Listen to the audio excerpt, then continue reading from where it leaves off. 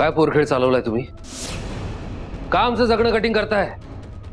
सगळं तुमच्या मनासारखं होतंय तरी समाधान मिळत नाही तुम्हाला? मणीसराव, काय केलं मी? तुम्ही काय केलंय त्याच्याशी देणं घेणंच नाहीये मला आता. तुम्ही आता जे करायला हवं ना ते करत नाही, त्यासाठी बोलायला आलोय मी. ठरले ना लग्न दुष्यंतसोबत, मग करा ना. करा त्याच्याशी लग्न आणि करा मला मोकळं. का नाटकं करतायत याची? हात वगैरे कापून घेण्याची?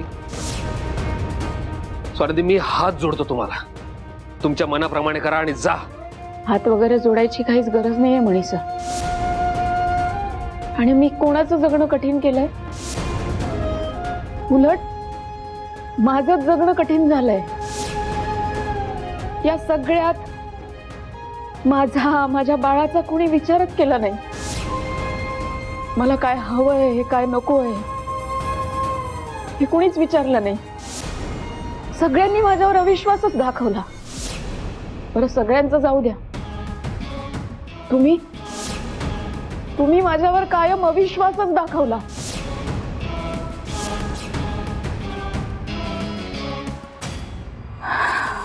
तुम्ही ज्याला नाटक म्हणताय ते माझं तुमच्यावर असलेलं प्रेम आहे,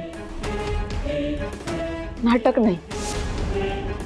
एक गोष्ट लक्षात घ्या, माझं तुमच्यावर प्रेम आहे म्हणून मी या लग्नाला तयार आहे.